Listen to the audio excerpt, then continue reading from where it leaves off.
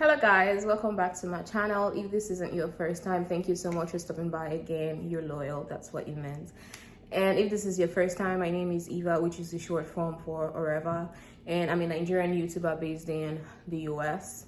And my vlog is all about immigration stuff, traveling, having fun, and basically anything that comes with it. I hope you enjoy my vlogs, my videos, and now please don't forget to subscribe and like and share. Thank you.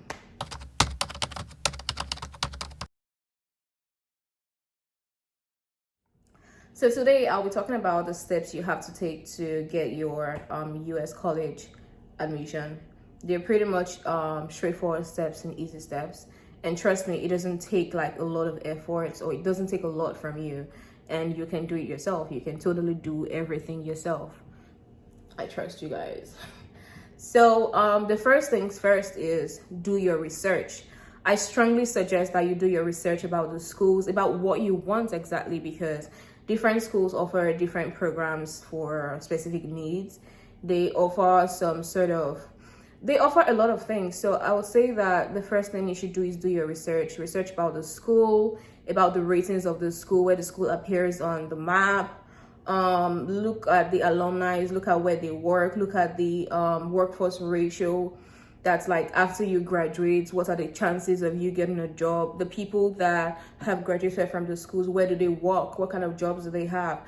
I'll say you should do your research. LinkedIn can help a lot with that. The internet, Facebook, Instagram, a lot of social media platforms can really help with that. And please do not feel shy to call the school, because if you call, they are always ready to give you more information. They can even send you stuff like flyers, t-shirts, and everything, so you can know more about their school. I've worked in an admission office before, and trust me, they're always ready. They're really ready to attend to you and to always answer every single question you have, no matter how silly the question is. So don't ever feel scared to ask questions. The second thing I would say is please choose more than one schools. If possible, choose like 3 schools. Apply to like 3 schools, because if you do only one school, what are the chances of you getting into that school? Yeah, some schools are pretty much straightforward and easy. They have an easy application process, but I would strongly advise you apply for more than one school. It will really help a lot with your decision and everything. Just apply for more than one school. Research on more than one school and apply for more than one school. The third thing is some schools have different specifications and different programs have different specifications as well. So some program for graduate students require you to write like GMAT, GRE, IELTS. It depends on the program and it depends on the school also. If you're an undergraduate student, you might need to write your SATs or ACT or TOEFL or something like that. So just look at the school's website, go to their admission requirements. You will see everything that they really require there. So you need to write those exams and make sure you write it and pass it before even thinking of applying, because that's like one of the important things. And it's like, I'm currently doing my MBA, and if you have like a GPA which is higher than 3.0 in your undergraduates, then yes, they can waive the GMAT for you.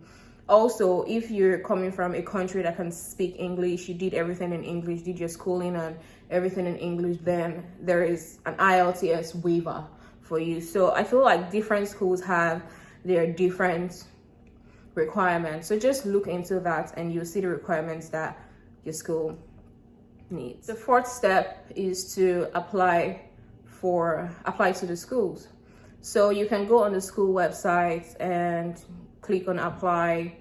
That's after you've gotten your GRE or GMAT or whatever exam you have to write.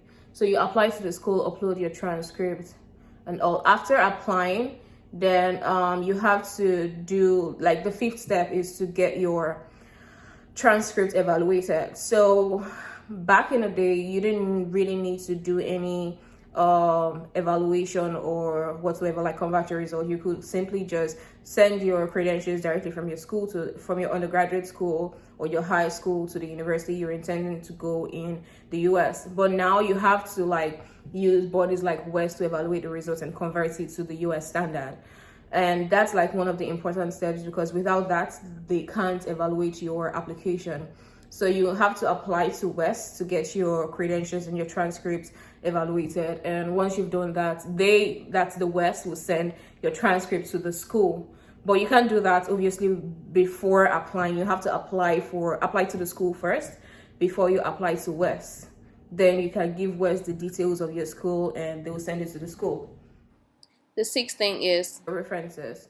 So some schools require you to get like 3 different references, maybe academic or professional reference. You can just get your references from anyone you think that might put in a good word for you. It's not rocket science. It's pretty much, I think it's a straightforward. I just think it's straightforward. So try to get 3 references, get those documents ready. And the next one is, it depends on the program and the school you're applying to. Some schools require you to write your personal statement or essays. Some schools don't require that before they give you the admission. So it all depends on the school. But if your school requires you to write a personal statement or an essay, then that will be the next step for you. After that, you have to wait for the school to make a decision on your admission. And once they grant you, sometimes they require an interview.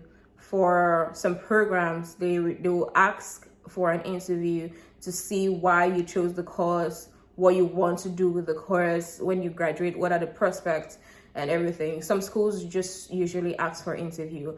I did an interview in my first school. And I know my friend also did an interview with my current school now. So it basically depends. It totally depends on the program you're applying for. The next one is, once they grant you your admission, you have to accept. Make sure you accept. Don't just think that because they've granted you the admission, oh yeah, you're happy, you go for it and do whatever. No, you have to actually accept it, because if you don't accept, it's going to remain pending. Either a phone call or a reply to the congratulations letter or something, basically, or payment of fees, or I don't know, some form of acceptance will do. After you accept your admission, the next thing to do is apply for things like your graduate assistantship. I could do another video on how to get your GA or scholarships or anything for both undergraduate and graduate, but I feel like the next step should be applying for some sort of grant that can help or that can reduce what you have to pay. Afterwards, you have to go on to the next step, which is the visa phase. Visa phase has a lot of phases in it, so I could also do another video to explain what you need to do and the steps to do. I hope you guys liked this video, and I hope you guys found it very, very informative. And believe me, you don't really need to use an agent or anything. You can totally do it yourself. Just basically research on the school and you'll find your answers. I hope you guys really liked this video and you found it very informative. If you have more questions for me, I'll always be willing to answer your questions and anything. I hope you guys like this video. Please don't forget to like, don't forget to subscribe and share. Thank you. See you in my next video.